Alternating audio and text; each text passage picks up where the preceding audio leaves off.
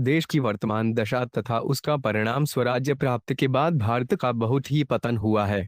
धर्म की दृष्टि से, आचरण की दृष्टि से, शरीर की दृष्टि से, हृदय के भावों की दृष्टि से, चरित्र की दृष्टि से, शील को दृष्टि से, सब दृष्टियों उनसे बहुत पतन हुआ है। पहले भारत में कितनी विलक्षण विद्याएं थीं, कला कौशल थे, पर अब वे सब नष्ट हो रहे हैं। इतना पतन पहले कभी नहीं हुआ था। देशभक्तों ने कितना बलिदान देकर अंग्रेजों से स्वराज्य प्राप्त किया था, पर स्वराज्य पाने के बाद देश की यह दशा हुई कि लोग अंग्रेजों के राज्य की प्रशंसा करने लगे, यह कहने लगे कि अंग्रेजों का राज्य अच्छा था। यह कितनी शर्म की बात है। भारत में अपार प्राकृतिक संपत्ति है, परंतु इस प्राकृतिक संपत्ति का सदुपयोग करना तो दूर रहा, उल्टे इसका विनाश किया जा रहा है। इतना ही नहीं, विनाश को उत्पादन माना जा रहा है। पशुओं के विनाश को मांस का उत्पादन कहा जाता है। गर्भपात रूपी महापाप और मनुष्य की उत्पादक शक्ति के विनाश को परिवार कल्याण कहा जाता है। स्त्रियों की उच्छूछलता को, मर्यादा के नाश को नारी मुक्ति कहा जाता है। पहले स्त्री घर को स्वामिनी, गृहलक्ष्मी होती थी, अब घर से बाहर अनेक पुरुषों की दास्ता, नौकरी करने को नारी की स्वाधीनता कहा जाता है। इस प्रकार पराधीनता को स्वाधीनता का लक्षण माना जा रहा है। नैतिक पतन को उन्नति की संज्ञा दी जा रही है। पशुता को सभ्यता का चिन्ह माना जा रहा है। धार्मिकता को सांप्रदायिकता और धर्म विरुद्ध को धर्मनिरपेक्ष कहा जा रहा है। बुद्धि की बलिहारी है, विनाश काले विपरीत बुद्धि। गीता ने इसको तामसी बुद्धि बताया है। अधर्म धर्ममिति या मन्यते तम सावृता, सर्वार्थान विपरीताश्व बुद्धि सपार्थ तामसी। गीता 18:32 है। पार्थ तमोगुण से घिरी हुई जो बुद्धि अधर्म को धर्म और संपूर्ण चीजों को उलटा मानती है, वे तामसी है। मंदोदरी रावण से कहती है, काल दंड गहि काहू न मारा, खृ धर्म बल बुद्धि विचारा, निकट काल जे ही आवत साई, ते ही भ्रम होड़ तुम्हारे है नाई। मानस लंका 0:37। ईश्वर और प्रकृति के विधान का तिरस्कार। ईश्वर और प्रकृति के विधान के अनुसार सृष्टि के आरंभ से ही जीवों के जन्म और मरण होते चले आए हैं। जन्म मरण का कार्य मनुष्य के हाथ में नहीं है, प्रत्युत ईश्वर और प्रकृति के हाथ में है। जैसे किसी जीव को मार देना मनुष्य का अधिकार नहीं है, प्रत्युत पाप है, ऐसे ही किसी जीव को जन्म लेने से रोक देना भी मनुष्य का अधिकार नहीं है, प्रत्युत महापाप है। तात्पर्य है कि ईश्वर और प्रकृति के विधान से जन्म और मृत्यु का नियंत्रण अर्थात जनसंख्या का नियंत्रण अनादिकाल से स्वतः स्वाभाविक होता आया है।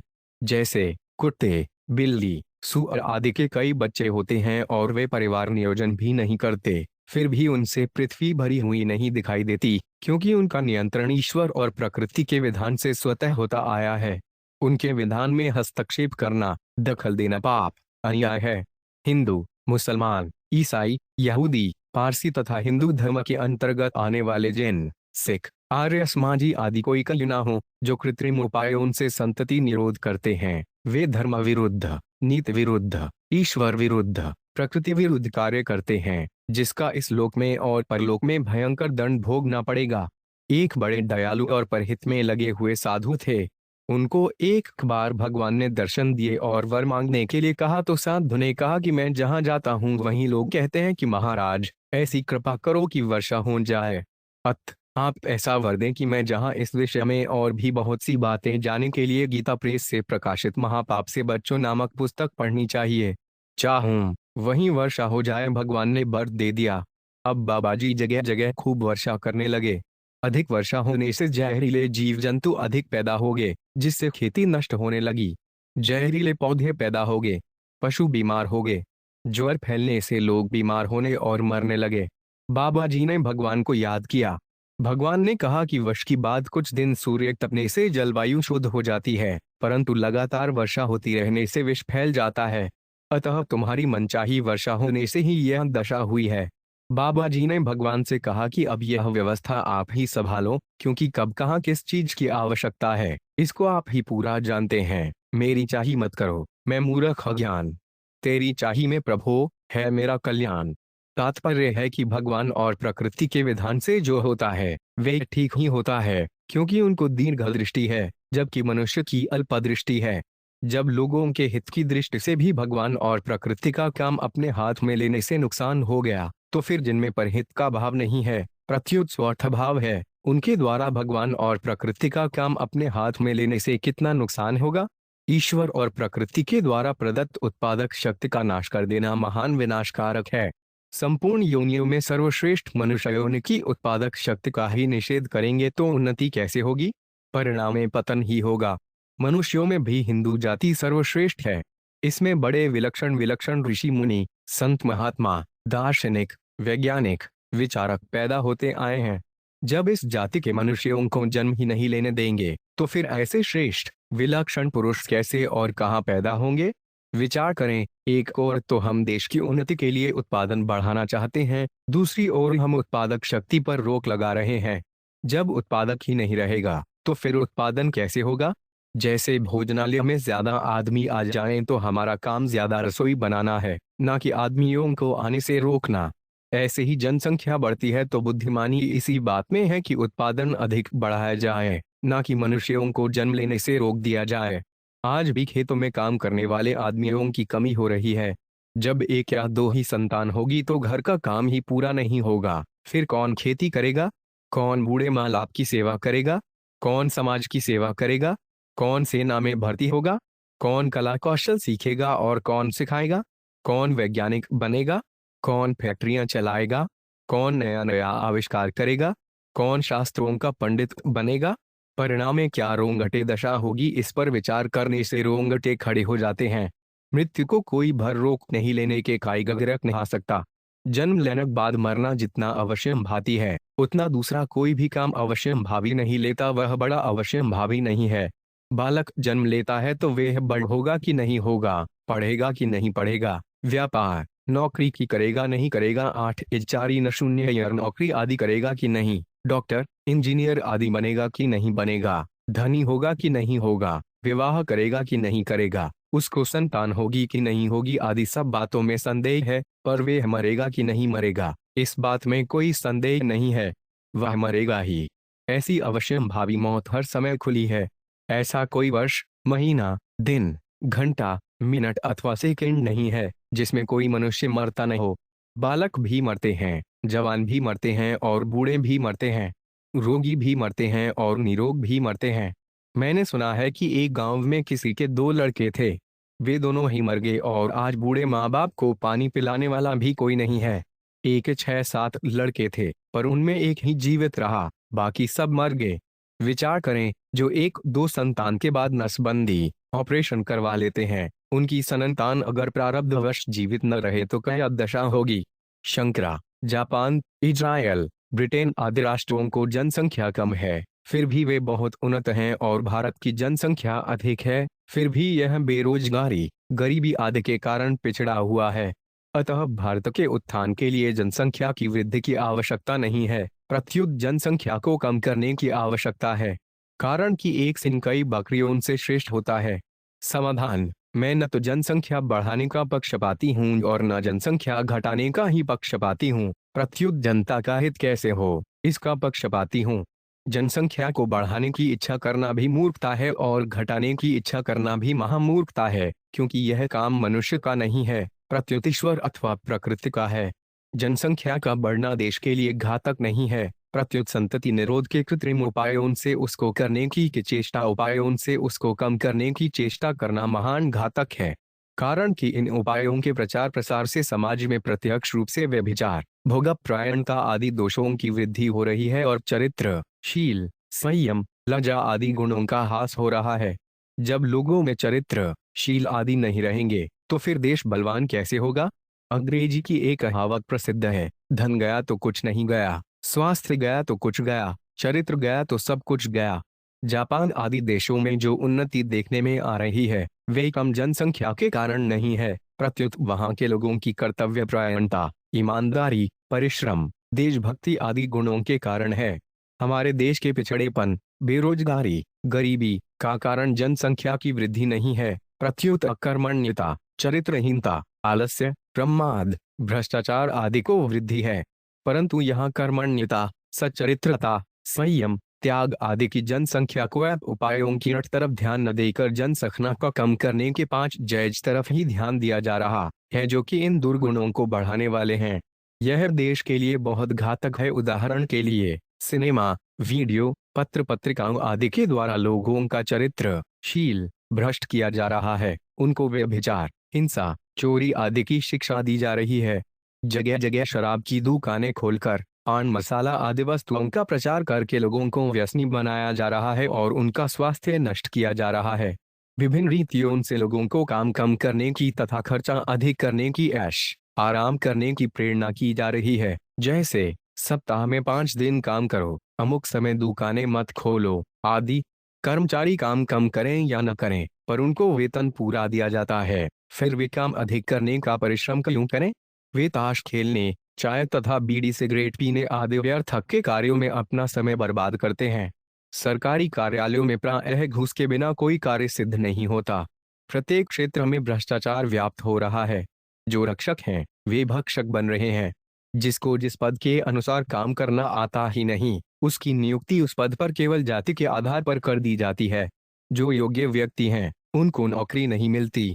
स्कूलों में बालकों की और लिए के हजारों रुपयों की स्कूलों में बालकों की भर्ती के लिए हजारों रुपयों की घूस ली जाती है और उसको डोनेशन, दान कहा जाता है। अध्यापक लोग स्कूल में बालकों को ठीक ढंग से नहीं पढ़ाते और ट्यूशन लगाने के लिए प्रेरणा करते हैं। देशी बाजरे के एक पौधे में 100-150 सिद्धियां निकलती हैं। मैंने एक पौधे में लगभग 300 सिद्धियां तक निकालने की बात सुनी है। परंतु सरकार किसानों को देशी बाजरे का बीज न देकर विदेशी बाजरे का बीज देती है, जिसके पौधे में केवल एक ही सिट्टा निकलता है। यह कैसी बुद्धि है, समझ में नहीं आता। राज्य वही अच्छा होता है जिसमें प्रजा के पास खूब धन धान्य हो और जिसमें कोई बैरी न हो। अवाप्य भूमा सप्लकृत राज्यम न, गीता 2:8। परंतु आज अलग अलग समुदायों में एक दूसरे के प्रति द्वेष पैदा करके उनको दोनों चार दूसरे के उनको आपस में लड़ाया जाता है। दोनों एक व्यक्तियों का उनको संपत्ति का है वोक्ता बा का तथा उनर का संपत्ति का नाश करते परिणाम स्वरूप देश की जनता और संपत्ति का ही नाश होता है। जिस देश की जनता और संपत्ति का नाश होता हो वह देश सुखी और समृद्ध धनी कैसे हो सकता है? उस देश में सुख शांति कैसे पनप सकते हैं? इस प्रकार अनेक ऐसे कारण हैं जिनसे देश की व्यवस्था बिगड़ रही है। ऐसी स्थिति में क्या जनसंख्या कम करने से बेरोजगारी, गरीबी दूर हो जाएगी? दूर नहीं होगी, उल्टे देश निर्बल और पराधीन हो जाएगा। जनसंख्या कम होने से सब सिंह की तरह बलवान नहीं हो जाएंगे। सिंह में तो ब्रह्मचर्य की शक्ति है, पर संतति निरोध के उपायों से ब्रह्मचर्य का नाश हो रहा है, क्योंकि कृत्रिम संतति निरोध के पीछे मूल भाव यही है कि भोग तो भोंगे, ब्रह्मचर्य का नाश तो करें, पर संतान पैदा न हो। अगर संतति निरोध करना ही हो तो आचार्य का पालन करना चाहिए। विदेशों में जो कर्तव्य परायणता, ईमानदारी आदि गुण दिख रहे हैं वे धर्म और ईश्वर को लेकर नहीं है, प्रत्युत व्यावहारिक सुविधा को लेकर है, जिससे व्यवस्था ठीक बनी रहे। परंतु ये गुण भी अधिक समय तक टिकेंगे नहीं, क्योंकि धर्म और ईश्वर सद्गुण सदाचार के मूल हैं। इनके बिना सद्गुण सदाचार टिक ही नहीं सकते। मूला भावे कुतः शाखा, मूल के बिना शाखा कहाँ? यद्यपि जनसंख्या बढ़ाना मेरा उद्देश्य नहीं है, तथापि अगर कोई ऐसा मान ले कि मैं जनसंख्या बढ़ाने की बात कहता हूं तो भी यह अनुचित नहीं है, क्योंकि शास्त्रों में ब्रह्मा जी को जनसंख्या बढ़ाने की आज्ञा तो आती है, घटाने की के कहीं नहीं आती। दूसरी पर घटानर का आज्ञा कहाँ नहीं। दूसरी बात, आजकल वोट का जमाना है। सिंह भले ही बकरियों से श्रेष्ठ तथा बलवान हो, पर वोट डाले जाएं तो संख्या कम होने से सिंह हार जाएगा और बकरियों का राज्य हो जाएगा। संतति निरोध के कृत्रिम उपायों के प्रचार से स्त्री और पुरुष दोनों इतने क्रूर, निर्दय, हिंसक हो गए हैं कि गर्भ में स्थित अपनी संतान को भी हत्या, भ्रूण हत्या या गर्भपात करने में हिचकते नहीं, जो कि भ्रूण हत्या से भी दुगुना पाप है। अपने गर्भ को नष्ट करने वाली स्त्री सर्पिणी की तरह है, जो अपनी संतान को भी खा जाती है। गाय बहुत सौम्य होती है, पर वह भी किसी को अपने बछड़े के पास नहीं आने देती। भेड़ बकरियों का पालन करने वाले बताते हैं कि किसी किसी बच्चे को भेड़ त्याग देती है, पर यदि कोई कुत्ता उस त्यक्त बच्चे पर छोड़ा जाए तो भेड़ उस बच्चे को अपना लेती है और उसकी रक्षा करती है। परंतु आजकल की स्त्रियां गाय की तरह होना तो दूर रहा, सर्वथा मूर्ख, जड़ कहलाने वाली भेड़ की तरह भी नहीं रही और महान जहरीली सर्पिणी की तरह हो रही हैं। कहाँ तो कहा गया है कि माँ के समान शरीर का पालन पोषण करने वाला दूसरा कोई नहीं है, मात्रा सम नास्ति शरीर पोषणम। और कहाँ आजकल की स्त्रियों को अपनी संतान का पालन पोषण कष्टप्रद लग रहा है। यह कितने नैतिक पतन को बात है। शंका, विदेशों में प्रायः लोगों का चरित्र गिर रहा है, वहाँ व्यभिचार, हिंसा आदि पाप भी अधिक हो रहे हैं, फिर भी वे देश उन्नत क्यों है? समाधान, वह उन्नति भौतिक है। भौतिक उन्नति वास्तव में उन्नति है ही नहीं। आध्यात्मिक उन्नति ही वास्तविक उन्नति है। जिनकी आध्यात्मिक दृष्टि नहीं है, प्रत्युत भौतिक दृष्टि है, उनको ही भौतिक उन्नति बड़ी दिखती है। विदेशों में भौतिक उन्नति होने पर भी लोग भीतर से दुख, अशांति, संताप से जल रहे हैं, जिससे वहां आत्महत्याएं बढ़ रही हैं। भौतिक उन्नति का परिणाम विनाश है। हमारे देश में पहले राक्षसों के पास बहुत भौतिक उन्नति थी, पर उन्होंने दूसरों का भी नाश किया और खुद भी नष्ट हो गए। रावण ने बहुत अधिक भौतिक उन्नति की थी, पर परिणाम में उसका, प्रजा का और भौतिक उन्नति का विनाश ही हुआ। ऐसी दशा हुई कि पीछे रोने वाला कोई नहीं रहा। महाभारत वन पर्व अध्याय 97 में एक कथा आती है। महर्षि अगस्त्य की पत्नी लोपामुद्रा ने एक बार सुंदर वस्त्राभूषणों की इच्छा प्रकट की। धन प्राप्त करने के लिए अगस्त्य जी क्रमश श्रुतर्वा, बृहदनश्व और त्रसदस्यु 3 राजाओं के पास गए, परंतु तीनों ही राजाओं के यहाँ उन्होंने आय और व्यय का हिसाब बराबर देखा। इनसे कुछ भी धन लेने से प्राणियों को दुख होगा, ऐसा विचार करके अगस्त्य जी ने उन राजाओं से कुछ नहीं लिया। तब उन राजाओं ने आपस में विचार करके कहा कि इलवल नामक राक्षस सबसे अधिक धनवान है, अतः धन प्राप्त करने के लिए उसी के पास जाना चाहिए। फिर वे तीनों राजा महर्षि अगस्त्य के साथ इलवल के पास गए। वहां से उनको बहुत सा धन प्राप्त हुआ। तात्पर्य है कि आवश्यकता से अधिक धन यक्ष राक्षसों के पास ही होता था, राजाओं के पास नहीं। इसलिए जो केवल धन का संग्रह तथा उसकी रक्षा करता है, वह यक्षविद कहलाता है। यक्षविद का पतन होता है। यक्षवितः पतत्यध। श्रीमद् 11:23, 24। मातृशक्ति का तिरस्कार। वर्तमान में नारी जाति का महान तिरस्कार, घोर अपमान किया जा रहा है। नारी के महान मातृ रूप को नष्ट करके उसको मात्र भोग्या स्त्री का रूप दिया जा रहा है। भोग्या स्त्री तो वेश्या होती है। जितना आदर माता मातृशक्ति का है, उतना आदर स्त्री भोग्या का नहीं है। परंतु जो स्त्री को भोग्या मानते हैं, स्त्री के गुलाम हैं, वे भोगी पुरुष इस बात को क्या समझे? समझ ही नहीं सकते। विवाह माता बने के लिए किया जाता है, भोग्या बने के लिए नहीं।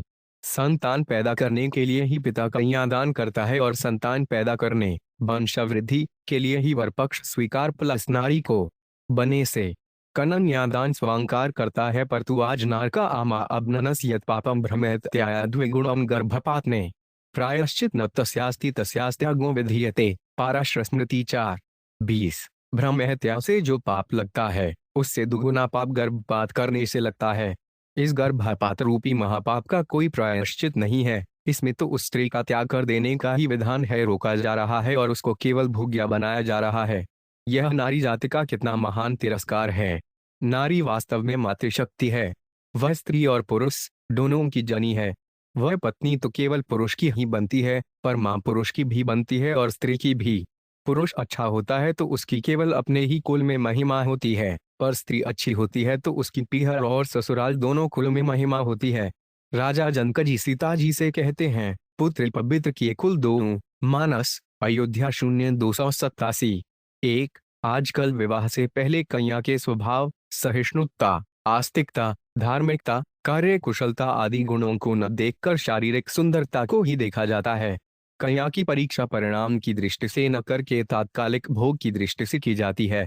यह विचार नहीं करते कि अच्छा स्वभाव तो सदा साथ रहेगा, पर सुंदरता कितने दिन तक टिकेगी। भोगी व्यक्ति को संसार की सब स्त्रियां मिल जाए तो भी वह संतुष्ट नहीं हो सकता। यह तो पृथिव्यां वह स्त्री न दुहमंती मनः प्रीति पुंसः कामः तस्य ते। श्रीमद्भाष्य 9:19। 13। पृथ्वी पर जितने भी धान्य, स्वर्ण, पशु और स्त्रियां हैं, वे सब के सब मिलकर भी उस पुरुष के मन को संतुष्ट नहीं कर सकते जो कामनाओं के प्रहार से जर्जर हो रहा है। ऐसे भोगी व्यक्ति ही नसबंदी, गर्भपात आदि महापाप करते हैं। विवाह वंशवृद्धि में कर लिए कब किया? यदि करते हैं, विवाह वंशवृद्धि के लिए किया जाता है। यदि कन्या सद्गुणी सदाचारी होगी तो विवाह के बाद उसकी सद्गुणी सदाचारी होगी, क्योंकि थे संतान भी दैशकयुग की प्राय मां का ही स्वभाव संतान में आता है। एक मारवाड़ी कहावत है, नर नाना ने जाय है, अर्थात मनुष्य का स्वभाव उसके नन्हेहाल पर जाता है। मपार पुत्र, पिता पर घोड़ा। बहुत नहीं तो थोड़ा थोड़ा कन्या का दान देने में भी उसका आदर है, तिरस्कार नहीं। यह दूसरे दान की तरह नहीं है। दूसरे दान में तो दान दी हुई वस्तु पर दाता का अधिकार नहीं रहता। पर कन्या से संतान पैदा होने के बाद माता पिता का कन्या पर अधिकार हो जाता है और वे आवश्यकता पड़ने पर उसके घर का अन्न जल ले सकते हैं। कारण कि कन्या के पति ने केवल पितृऋण से मुक्त होने के लिए ही कन्या स्वीकार की है और उससे संतान पैदा होने पर वे एक पितृऋण से मुक्त हो जाता है। इसलिए गोत्र दूसरा होने पर भी दौहित्र अपने नाना नानी का श्राद्ध तर्पण करता है, जो कि लोक में और शास्त्र में प्रसिद्ध है। हमारे शास्त्रों में नारी जाति को बहुत आदर दिया गया है। स्त्री की रक्षा करने के उद्देश्य से शास्त्र ने उसको पिता, पति अथवा पुत्र के आश्रित रहने की आज्ञा दी है, जिससे वह जगह जगह ठोकरें न खाती फिरे, वेश्या न बन जाए। स्त्री नौकरी करे तो यह उसका तिरस्कार है। उसकी महिमा तो घर में रहने से ही है। घर में वह महारानी है, पर घर से बाहर वह नौकरानी है। घर में तो वह एक पुरुष के अधीन रहेगी, पर बाहर उसको अनेक स्त्री पुरुषों के अधीन रहना पड़ेगा। अपने से ऊंचे पद वाले अफसरों की अधीनता, फटकार, तिरस्कार सहन करना पड़ेगा, जो कि उसके कोमल हृदय स्वभाव के विरुद्ध है। वह आदर के योग्य है, तिरस्कार के योग्य नहीं है। पिता, पति अथवा पुत्र को अधीनता वास्तव में स्त्री को पराधीन बनाने के लिए नहीं है, प्रत्युत महान स्वाधीन बनाने के लिए है। घर में बूढ़ी माँ का सबसे अधिक आदर होता है, बेटे पोते आदि सब उसका आदर करते हैं, पर घर से बाहर बूढ़ी स्त्री का सब जगह तिरस्कार होता है।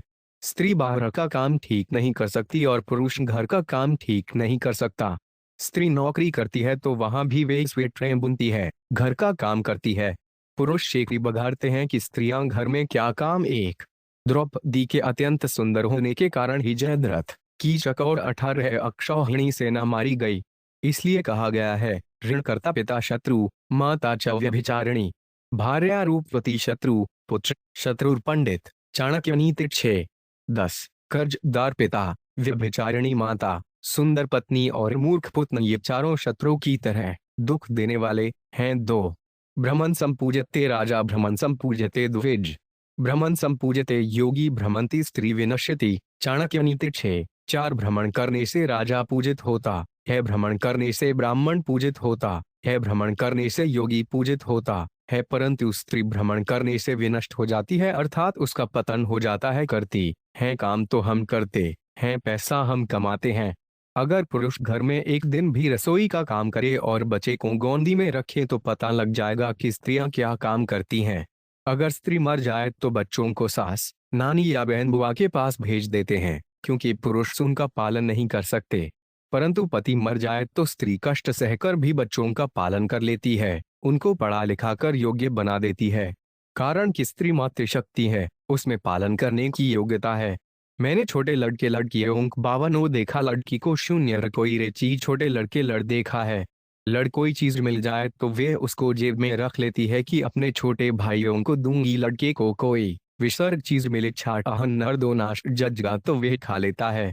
कोई साधु, दरिद्र, भूखा आदमी बैठा हो तो कई पुरुष पास से निकल जाएंगे, उनके मन में खिलाने का भाव आएगा ही नहीं। परंतु स्त्रियां पूछ लेंगी कि बाबा जी कुछ खाओगे। कारण कि स्त्रियों में दया है, उनको बालकों का पालन पोषण करना है, इसलिए भगवान ने उनको ऐसा हृदय दिया है। आजकल स्त्रियों को पुरुष के समान अधिकार देने की बात कही जाती है, पर शास्त्रों ने माता के रूप में स्त्री को पुरुष की अपेक्षा भी विशेष अधिकार दिया है। सहसतु पितृन माता गौरबेणा तिरछियते, मनु 0:2। 1450। माता का दर्जा पिता से 1000 गुना अधिक माना गया है। सर्ववनेन यतिना प्रसूरवैया प्रयत्नतः। स्कंदा पुराण, काशी 0:11-50। सबके द्वारा वंदनीय सन्यासी को भी माता की प्रयत्न पूर्वक वंदना करनी चाहिए। वर्तमान में गर्भ परीक्षण किया जाता है और गर्भ में कन्या हो तो गर्भ गिरा दिया जाता है। क्या यह स्त्री को सम्मान अधिकार दिया जा रहा है? माँ शब्द कहने से जो भाव पैदा होता है, वैसा भाव स्त्री कहने से नहीं पैदा होता। इसलिए श्री शंकराचार्य जी महाराज भगवान श्री कृष्ण को भी माँ कहकर पुकारते हैं। मातः कृष्णाभिधाने, प्रबोध 0:244। उपनिषदों में मातृदेवो भव, पितृदेवो भव कहकर सबसे पहले माँ की सेवा करने को आज्ञा दी गई है। वंदे मातरम में भी माँ की ही वंदना की गई है। हिंदू धर्म में मातृशक्ति की उपासना का विशेष महत्व है। ईश्वर कोटि के 5 देवताओं में भी मातृशक्ति, भगवती का स्थान है। देवी भागवत, दुर्गा सप्तती आदि अनेक ग्रंथ मातृशक्ति पर ही रचे गए हैं। जगत की संपूर्ण स्त्रियों को मातृशक्ति का ही रूप माना गया है। विद्या समस्तास्तव स्त्रियः समस्ता देवी भेदा सकला जगत्सु। दुर्गा षष्ठी 11:6। परंतु भोगी लोग मातृशक्ति को क्या समझे? समझ ही नहीं सकते। वे तो उसको भोग्या ही समझते हैं। शास्त्रों में स्त्रियों को पुनर्विवाह न करके विधवा धर्म का पालन करने के लिए कहा है, तो यह उनका आदर है, तिरस्कार नहीं। धर्म पालना के लिए कष्ट सहना तिरस्कार नहीं है, प्रत्युत तितिक्षा तपस्या है। तितिक्षु तपस्वी व्यक्ति का समाज में बड़ा आदर होता है। पुरुष स्त्री का तिरस्कार करे, उसको दुख दे, उसको तलाक दे, उसको मारे पीटे, ऐसा शास्त्रों में कहीं नहीं कहा गया है। इतना ही नहीं, स्त्री से कोई बड़ा अपराध भी हो जाए तो भी उसको मारने पीटने का विधान नहीं है, प्रत्युत वेक्षम यह है। भीष्म जी कौरव सेना की रक्षा करने वाले थे। अपर्याप्तांतदस्माक बल भीष्माभिरक्षितम, गीता 1:10। परंतु दुर्योधन उनकी भी रक्षा करने के लिए अपनी सेना को आदेश देता है, भीष्ममेवाभिरक्षन्तु भवन्तः सर्व एव, गीता 1:11। कारण कि दुर्योधन जानता था कि शिखंडी के सामने आने पर भीष्म जी उस पर कभी शस्त्र नहीं चलाएंगे, भले ही अपने प्राण चले जाए। शिखंडी पहले स्त्री था, वर्तमान में नहीं, परंतु वर्तमान में पुरुष रूप से होने पर भी भीष्म जी उसको स्त्री ही मानते हैं और उस पर शस्त्र नहीं चलाते, प्रत्युत मरना स्वीकार कर लेते हैं। यह स्त्री जाति का कितना सम्मान है। थोड़े वर्ष पहले की बात है। एक बार जोधपुर के राजा सर उमेद सिंह जी और बीकानेर के राजा सर शार्दुल सिंह जी शिकार के लिए जंगल गए। वहां शार्दुल सिंह जी की गोली पैर में लगने से एक सिंहनी घायल हो गई। घायल होकर बहगुर्राती हुई उनकी तरफ आई तो उमेद सिंह जी ने कहा, हीरा, यह क्या किया? यह तो मादा है। पता लगने पर उन्होंने पुनः उस पर गोली नहीं चलाई और खुद चेष्टा करके उससे अपना बचाव किया। यह नारी जाति का कितना सम्मान है। शास्त्रों ने पुरुषों के लिए तो संध्योपासना, अग्निहोत्र, यज्ञ, वेद पाठ आदि कई कर्तव्य कर्म बताए हैं, पर स्त्रियों के उन सब कर्तव्य कर्मों से, पितृऋण आदि ऋणों से मुक्त रखा है और उसको पति के आधे पुण्य का भागीदार बनाया है। परंतु शास्त्र को न जाने वाले इस विषय को क्या समझे। आज स्त्रियों को उनके कर्तव्य से विमुख करके अनेक झंझटों में फंसाया जा रहा है। शास्त्रों ने केवल पुरुष को ही यज्ञोपजीत धारण करके संध्योपासना आदि विशेष कर्मों को करने की आज्ञा दी है, परंतु आज स्त्री को यज्ञोपवीत देकर उसको उलटे आफत में डाला जा रहा है। क्या यह बुद्धिमानी की बात है? पत्नी पति के द्वारा किए गए पुण्य कर्मों की भागीदार तो होती है, पर पाप कर्मों की भागीदार नहीं होती। उसको मुफ्त में आधा पुण्य मिलता है। समाज में भी देखा जाता है कि अगर डॉक्टर, पंडित आदि को पत्नी अनपढ़ हो तो भी डॉक्टरनी, पंडितानी आदि कहलाती है। वास्तव में आज अभिमान को मुख्यता दी जा रही है, इसलिए नम्रता बढ़ाने की बात न कहकर अभिमान बढ़ाने की बात ही कहीं और सिखाई जा रही है, जो कि पतन का हेतु है। पुरुष ऐसा करते हैं तो हम क्यों न करें? हम पीछे क्यों रहें? यह केवल अभिमान बढ़ाने की बात है। अभिमान जन्म मरण का मूल और अनेक प्रकार के क्लेशों तथा समस्त शोकों को देने वाला है। संसूत मूल सुलभ प्रधाना, सकल शोकदायक अभिमाना। मानस उत्तर 074-3। अभिमानी व्यक्ति शास्त्रों की बातों को क्या समझेगा? समझ ही नहीं सकता। संसार के हित के लिए मातृशक्ति ने बहुत काम किया है। रक्त बीज आदि राक्षसों का संहार भी मातृशक्ति ने ही किया है। मातृशक्ति ने ही हमारी हिंदू संस्कृति की रक्षा की है। आज भी प्रत्यक्ष देखने में आता है कि हमारे व्रत त्योहार, रीति रिवाज, माता पिता के श्राद्ध आदि को जानकारी जितनी 41 स्त्रियों कम को रहती उनती पुरुषों को राजिंजीना 685 है, वाती उपनजर नहीं रहती। पुरुष अपने कुल की बात भी भूल जाते हैं, पर स्त्रियां दूसरे कुल की होने पर भी उनको बताती हैं कि अमुक दिन आपकी माता या पिता का श्राद्ध है आदि। मंदिरों में, कथा कीर्तन में, सत्संग में जितनी स्त्रियां जाती हैं उतने पुरुष नहीं जाते। कार्तिक स्नान, व्रत, दान, पूजन, रामायण आदि का पाठ जितना स्त्रियां करती हैं उतना पुरुष नहीं करते। तात्पर्य है कि स्त्रियां हमारी संस्कृति की रक्षा करने वाली हैं।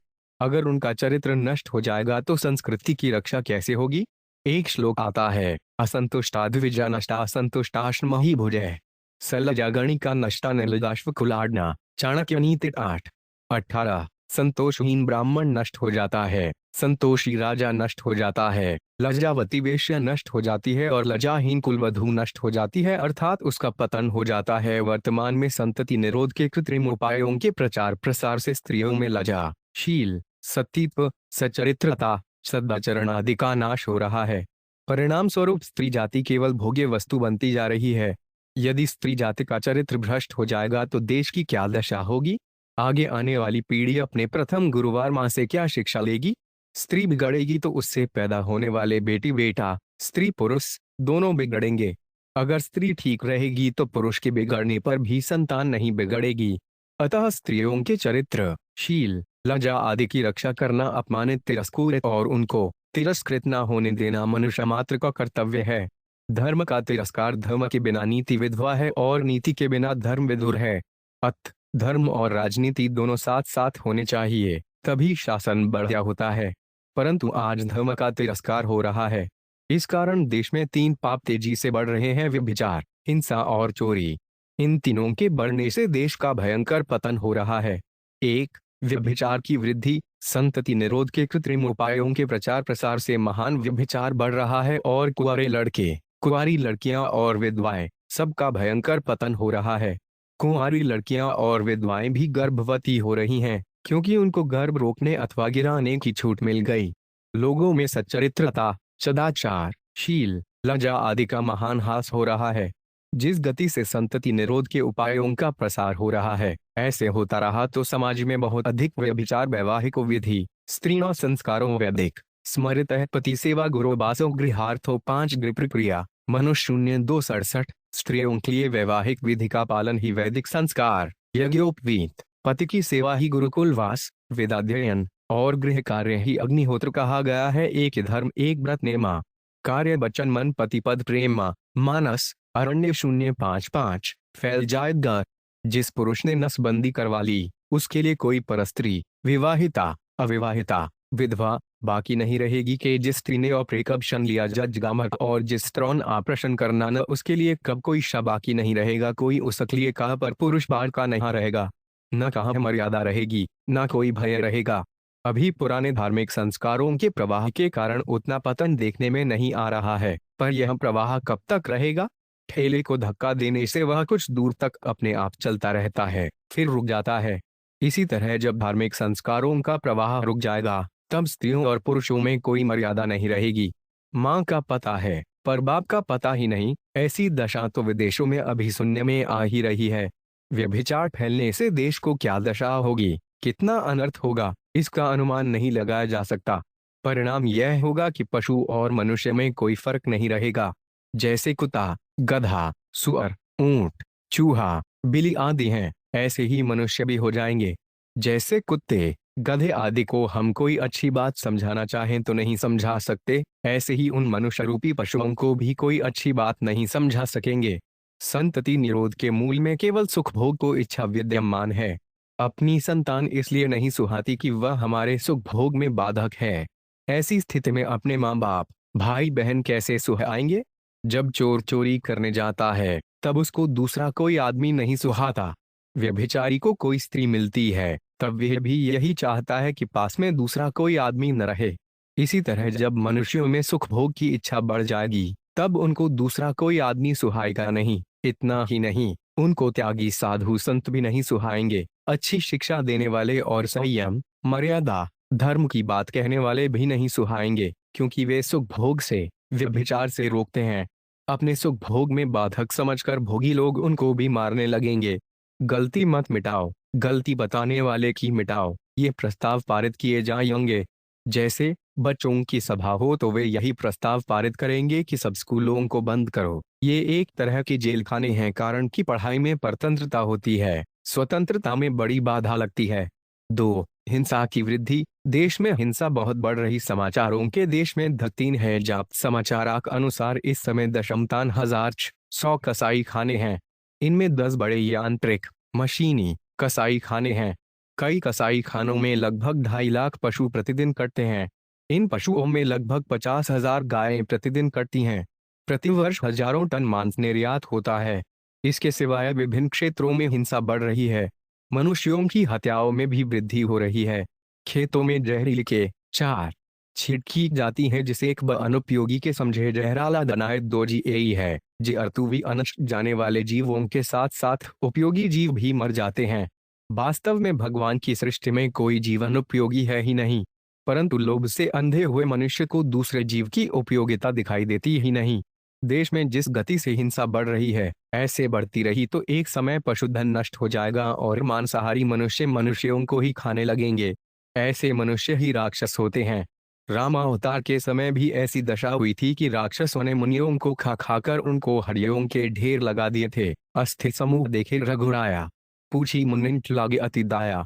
जानता हूँ पूछी का स्वामी, सबदर्शी तुम्हें अंतर्जामी। निस्नी कर चस्कलर मुँह निखाए, सुनी रघुबीर नयन जल छाए।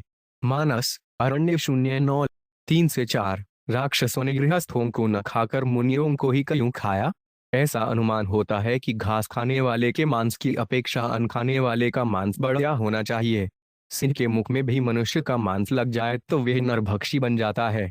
मनुष्यों में भी जो संयमी, ब्रह्मचारी और साधु पुरुष हैं, उनका मांस ज्यादा बढ़िया होना चाहिए, क्योंकि संयमी पुरुष की हर चीज बढ़िया होती है। आजकल भी हम देखते हैं कि जो बछड़े बैल बना दिए जाते हैं, उनके मांस में वह शक्ति नहीं होती जो बैल न बनाए हुए बछड़ों के मांस में रहती है। अतः बैल बनाए हुए बछड़ों का मांस मुस्लिम देशों में सस्ता बिकता है और बिना बैल बनाए हुए बछड़ों का मांस बहुत महंगा बिकता है। इसलिए राक्षसों ने गृहस्थों को न खाकर संयमी मुनियों को खाया। जितने भी श्रेष्ठ पुरुष होते हैं वे संयमी ही होते हैं। संयमी पुरुषों के नाश से कितना महान पतन होगा। 3. चोरी की वृद्धि। देश में चोरी भी बहुत बढ़ रही है। सरकार ने बहुत ज्यादा टैक्स लगा दिए और ऐसे कानून बना दिए जिनसे बचने के लिए लोगों ने चोरी करने के तरह के रास्ते खोज लिए हैं, वकील करने के तरह रास्ते खोज लिए हैं। वकील भी सुबरन को ढूंढ फिरत, कवि व्यभिचारी चोर, चरण धरत धड़कत ह्यो, नेक ना भावत शोर। टैक्स की चोरी के तरीके बताते हैं। सरकार ने ज्यादा टैक्स इसलिए लगाए कि धनियों का धन हमारे हाथ में आ जाए, परंतु धन तो मिला नहीं, उल्टे धनी लोगों को बेईमान बना दिया। धनी लोग भी ऐसे होशियार हैं कि सरकार फेरे डाल डाल तो ये फेरे पात पात। सरकार कितने कानून बनाए पर ये कोई ना कोई उपाय निकाल ही लेते हैं। इस तरह सरकार और जनता दोनों में ही अनैतिकता, अधर्म, अन्याय बढ़ रहा है। जिस गति से चोरी बढ़ रही है, ऐसे बढ़ती रही तो समाज में लूटमार शुरू हो जाएगी। जैसे बड़ी मछली छोटी मछली को खा जाती है, ऐसे ही बलवान लोग निर्बलों को लूटने लगेंगे। चोर डाकुओं की संख्या अधिक होने से उनका वोट अधिक होगा, जिससे राज्य भी ऐसे ही लोगों के हाथ में चला जाएगा। अभी भी ऐसी दशा हो रही है कि किराएदार मकान का मालिक बन बैठता है, खेत बोने वाला खेत का मालिक बन बैठता है, आदि आदि। प्राचीन काल में एक समय महाराजा अश्वत्थ ने कहा था, न मेस्तेनो जनपदे न कद्यो न मद्यप्य नानाहिताग्निर्ना विद्वान स्वैरी स्वैरिणी कुतः। छांदोग्य 05, 11:5। मेरे राज्य में न तो कोई चोर है, ना कोई कृपण है, ना कोई मदिरा पीने वाला है, ना कोई अनाहिताग्नि अग्निहोत्र न करने वाला है, ना कोई अविद्वान है और न कोई परस्त्रीगामी ही है। फिर कुलटा स्त्री वेश्या तो होगी यही कैसे? परंतु अब इससे उलटी स्थिति हो रही है, अर्थात चोर, कृपण, मदिरा पीने वाले, अनाहिताग्नि, अविद्वान, परस्त्रीगामी और वेश्या, इनकी ही मुख्यता हो रही है। व्यभिचार, हिंसा और चोरी, इन तीनों के बढ़ने का परिणाम बहुत भयंकर होगा। कितना भयंकर होगा इसका हम अनुमान नहीं कर सकते।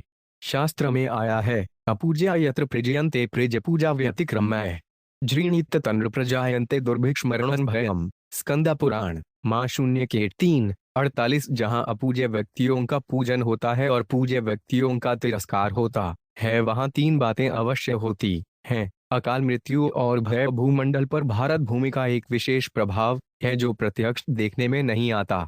इस भूमि में ऋषि मुनियों की बहुत शक्ति है। यह देश दुनिया मात्र का जीवन है, हित करने वाला है। अतः भारत के पतन से भूमंडल के सब लोगों का पतन है, अहित है। अभी जो हो रहा है यह एक भयंकर महाभारत को महान संहार की तैयारी है। इसके बिना सुधार का, शांति का कोई उपाय भी नहीं दिखता। जब लोगों का भीषण संहार होगा, शक्ति और संपत्ति का विनाश होगा, तभी शांति की स्थापना हो सकेगी।